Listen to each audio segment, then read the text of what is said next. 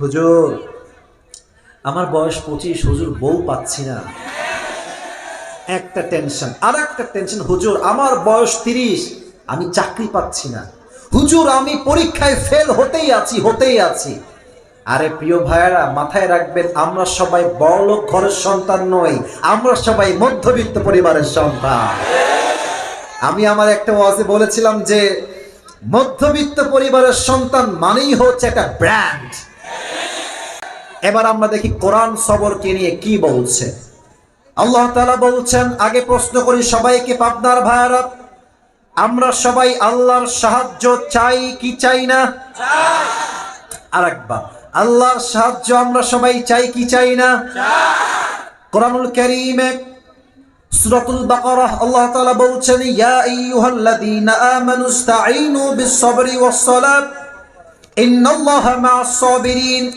হে আমার ঈমানদার বান্দারা, যদি তোমরা আল্লাহর সাহায্য চাও, দুইটা বিষয়কে কম্বিনেশন করে চাও, দুইটা বিষয় একসঙ্গে রাখো। এক হচ্ছে ধৈর্য, আর এক হচ্ছে নামাজ। যেই বান্দা ধৈর্য এবং নামাজ দুইটাকে একসঙ্গে করে আল্লাহর সাহায্য চায়, আল্লাহ তাআলা বলছেন, ইন্নাল্লাহা মা'আস Saverin, indeed Allah subhanahu wa ta'ala is with the people, those who are patient. এই ধৈর্যশীল বান্দা, তোর সঙ্গে কেউ নাই, আমি আল্লাহ তোকে বললাম, আমি আল্লাহ তোর সঙ্গে আগেও ছিলাম, আজও আছি, আগামীতেও তোর বন্ধু হয়ে আমি আল্লাহ থেকে যাব। সুবহানাল্লাহ পড়ে সবাই আপনারা। এই হচ্ছে ধৈর্য। এবার আমি কিছু ঘটনা বলতে চাই।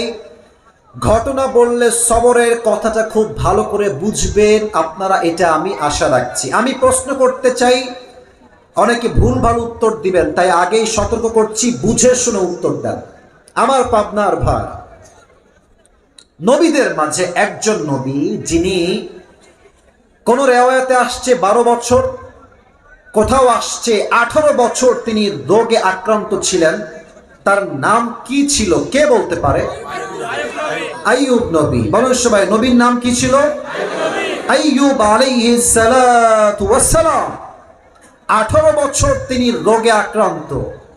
একটা সেকেন্ড, মুহূর্তের জন্য তিনি কখনো আল্লাহকে বলেন নাই যে আল্লাহ তুমি কি দুনিয়ায় কোনো মানুষ পাইলা না, আমি কি একমাত্র মানুষ যাকে তুমি কষ্ট দিলা? না।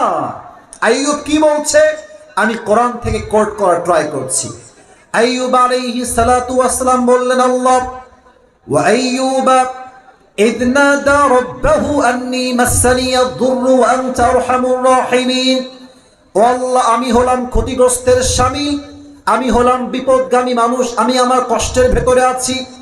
ওয়া আনতা আরহামুর রাহিমিন, you are the most merciful, you are the most gracious, you are the most kindful lord. Allah, আমি হলাম বিপদগ্রস্ত মানুষ, আর তোমার মতো দয়াময় মায়াময় প্রভু তো আর কেউ হতে পারে না। আইয়ুবের এই ধৈর্যের দোয়ার বিনিময়ে আল্লাহ তাআলা আইয়ুবকে ঠিক সেই মুহূর্তে পরিপূর্ণ শেফায়ে আজলা কামিলা দান করে দিলেন। সুবহানাল্লাহ পড়বেন না আপনারা? আমি যখন মাহফিল শুরু করলাম, আমার মনে আছে এখনো, এটা হচ্ছে আপনার 2021 সাল। আমি বাসায় বসে আছি, মেবি এটা আসরের নামাজের পরে। এটা এই ঘটনা আমি বলছি, একটা মেয়ের ঘটনা।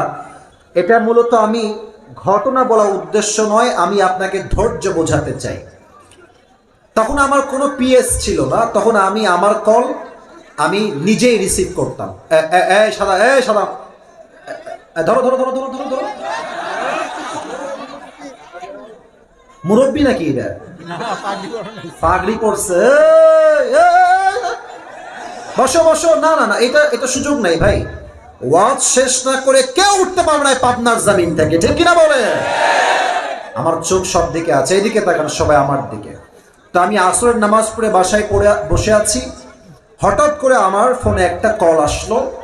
আমি ভাবলাম হয়তো কোনো প্রোগ্রামের কল হবে, সো আমি প্রোগ্রামের কল ভেবে কলটা রিসিভ করলাম। তো দেখলাম যে একজন মেয়ে বা একজন মহিলা আমাকে সালাম দিচ্ছে মোবাইলের ওই পার থেকে, অর্থাৎ সে তার পজিশন থেকে। তা আমি বললাম, ওয়ালাইকুম আসসালাম, কে বলছেন, কি বিষয়ে কল দিয়েছেন? তো আমি বলেছি, আপনি কেমন আছেন, এটা বলেছি, বাস কান্না শুরু। কান্না আর থামে না। আমি বললাম, আম্মা জান আপনি কাঁদছেন কেন, কি সমস্যা, কি হয়েছে আপনার? উনি বললেন যে হুজুর আমি আপনাকে কল দিয়েছি আইসিইউ রুম থেকে, আমি এখন আইসিইউতে ভর্তি আছি। এটা শুনে আমারও মানে আবেগ কাজ করলো যে আইসিইউ থেকে আমাকে কল দিয়েছে।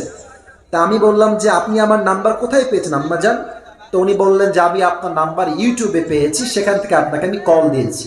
তো আমি বললাম বলেন যে আমি আপনার জন্য কি করতে পারি। তো উনি বললেন আপনার ওয়াজ শুনে আমি আবার জীবন পাবার একটা আশা ফিরে পেয়েছি। আমাকে ডাক্তার বলেছে আমার বাঁচার আশঙ্কা বেশির চেয়ে বেশি আর 7 দিন। আমার পাবনার ভাইরা কয়দিন?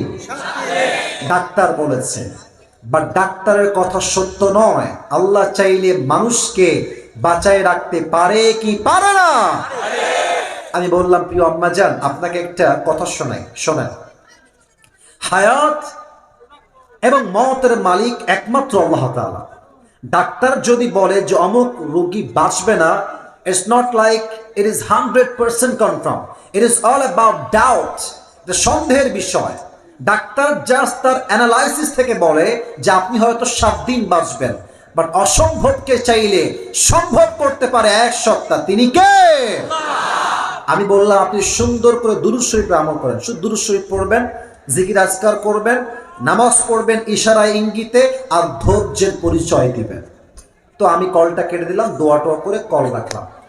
7 দিন বাঁচার কথা তার, হ্যাঁ, হিসাব অনুযায়ী। পরে আমি আমার কাজে ব্যস্ত হয়ে গেলাম। অনেক লম্বা সময় পরে, maybe after 3 months or maybe 4 months, 4 মাস পরে আমার কাছে আবার কল আসছে অন্য নাম্বার থেকে। আমি কল ধরলাম, দেখলাম সেই আম্মাই আমাকে আবার কল দিয়েছে। আমি বললাম আম্মা জান আপনি ঠিক আছেন তো? বলছে হুজুর ওই যে আপনি বলেছিলেন আমাকে ধৈর্য ধারণ করতে, ধৈর্য, আমি ধৈর্য নিয়েই ছিলাম। আমাকে ডাক্তার বলেছে আপনার দেহে এখন ক্যান্সারের কোনো নমুনাই আর নাই। না সুবহানাল্লাহ, তো আসতে হয়ে গেল, জোরে কোনো সময় দিলে সুবহানাল্লাহ। আল্লাহ চাইলে বাঁচাইতে পারে কি পারে না? মিয়া আল্লাহ যদি 7 দিন বাঁচার রোগীকে বাঁচাইতে পারে, তো আপনার টেনশন কিসের? কি টেনশন আপনার? আচ্ছা টেনশনগুলো একটু উল্লেখ করি, বললে ভালো হবে। হুজুর আমার বয়স 25, হুজুর বউ পাচ্ছি না, একটা টেনশন। আর একটা টেনশন, হুজুর আমার বয়স 30, আমি চাকরি পাচ্ছি না। হুজুর আমি পরীক্ষায় ফেল হতেই আছি। আরে প্রিয় ভাইয়েরা মাথায় রাখবেন, আমরা সবাই বড়লোক ঘরের সন্তান নই, আমরা সবাই মধ্যবিত্ত পরিবারের সন্তান। আমি আমার একটা ওয়াজে বলেছিলাম যে মধ্যবিত্ত পরিবারের সন্তান মানেই হচ্ছে একটা ব্র্যান্ড। আপনি আমাকে সাইকেল দিবেন তাও চলবে, বাইক দিবেন তাও চলবে, কার দিবেন তাও চলবে, বলবেন যে হেঁটে হেঁটে আসো তাও চলবে, it's just because I am from middle class family. ঠিক কিনা বলেন? আপনি আমাকে ভাত দিবেন, আলু ভর্তা দিবেন তাও চলবে, আপনি আমাকে ভাত দিবেন, সবজি দিবেন তাও চলবে, আপনি আমাকে ভাত দিবেন, ডাউল দিবেন তাও চলবে, ভাত দিবেন, গোস্ত দিবেন তাও চলবে, কিছুই দিবেন না 1 প্লেট ভাত দিবেন আর একটা বোতল পানি দিবেন, আমার পান্তা ভাত মরিচ দিয়ে হলেও চলবে।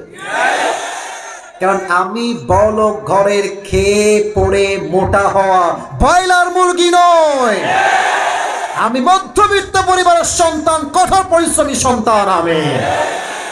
অতএব বিপদে আপদে ধৈর্য ধারণ করবেন। 1 সপ্তাহের দিকে আওয়াজ দিয়ে বলেন সবাই তিনি কে? এবার একটা হাদিস থেকে এক্সাম্পল দিব, তবে একটা উত্তর চাই সবার থেকে, একটু বুঝে শুনে। প্লিজ ট্রাই টু আন্ডারস্ট্যান্ড, একটু বুঝেন, and please think before you answer of my question. একটু ভেবে উত্তর দিবেন। আই রিপিট এগেন, একটু ভেবে উত্তর দিবেন। আমার নবীজির মোট পুত্র সন্তান কয়জন ছিল? দেখায় দিয়েছি তাও ভয় পায়, বলেন সবাই কয়জন? 4 জন কি বেঁচে ছিলেন না আল্লাহ উঠাই নিয়েছিলেন? আল্লাহ উঠাই নিয়েছেন। তবে আপনারা সবাই হয়তো জানেন যে 4 জন সন্তান যখন মারা গেল, কাফেররা একটা খুব বাজে ভাষায় গালি দিয়েছিল যে মোহাম্মদ, আমি নাউজুবিল্লাহ জোরে শুনতে চাই, একটু থামেন, বুঝে নাউজুবিল্লাহ বলবেন। মোহাম্মদ তোর বংশ লেজ কাটা বংশ। বলেন সবাই নাউজুবিল্লাহ। নবীজি বলছেন কেন আমার বংশ লেজ কাটা? বাতাস হালকা করলে ভালো হয়। তো কেন আমার বংশ লেজ কাটা? বলছে তোর তো একটা পুত্র সন্তান বেঁচে থাকে না, তোর বংশ আগামীতে আর বিস্তার হবে না, এটাই শেষ বংশ। নবীজির সমস্ত হতাশা দূর করতে আল্লাহ তাআলা নবীকে একটা কলিজার টুকরা মেয়ে ফাতেমা দান করলেন। সুবহানাল্লাহ পড়েন। এখন আমার প্রশ্ন দুইটা হবে, বুঝে উত্তর দেন। ফাতেমার একজন আদর্শবান স্বামী ছিলেন, তার নাম কি? আলী রাদিয়াল্লাহু তাআলা আনহু। আচ্ছা, আর একটা শেষ প্রশ্ন। ওনাদের বংশ থেকে দুইজন সন্তান জন্মগ্রহণ করেছিল, এক হচ্ছে হাসান আর এক হচ্ছে, আবার বলেন, এক হচ্ছে হাসান আর এক হচ্ছে হুসাইন। আমি বলতে চাই যে অভাব আসলে আপনি কি করবেন? টাকা নাই, চাকরি নাই, ব্যবসা নাই, পরীক্ষায় পাস হচ্ছেন না, বাসায় পুরো মাসে একদিনও গরুর গোশত রান্না হয় না, কষ্ট আমাদের বুকে লাগে কি লাগে না বলেন? লাগে। একদিন আলী ডাক দিয়ে বলছে, ফাতেমা 3 দিন যাবত বাসায় কোনো চাল নাই, ডাল নাই, ভাত নাই, কিছু নাই, আমরা 3 দিন যাবত ভাত খাই নাই, অনেক ক্ষুধার্ত আমরা, এই ক্ষুধার যন্ত্রণা আমার দ্বারা আর সহ্য হচ্ছে না, হে ফাতেমা যাও বাবার কাছে যাও এবং কিছু চেয়ে আমাদের জন্য নিয়ে আসো। ফাতেমা বলছেন, ঠিক আছে আলী, আমি যাচ্ছি, যা পারা যায় আমি গিয়ে চেয়ে নিয়ে আসবো। এবার ফাতেমা রাদিয়াল্লাহু তাআলা আনহা বাড়ির থেকে বের হয়ে গিয়েছেন নবীর দরবারে। নবী করিম সাল্লাল্লাহু আলাইহি ওয়াসাল্লাম ডাক দিয়ে বলছে, ফাতেমা তোমার কি হয়েছে? ফাতেমার 2 চোখ দিয়ে অশ্রু ঝরছে, আব্বাজান আমি বড্ড অভাবে আছি, আতিনি শাইআন, আমাকে কিছু একটা খাবার দেন যেন আমরা সবাই খেয়ে পরে বাঁচতে পারি।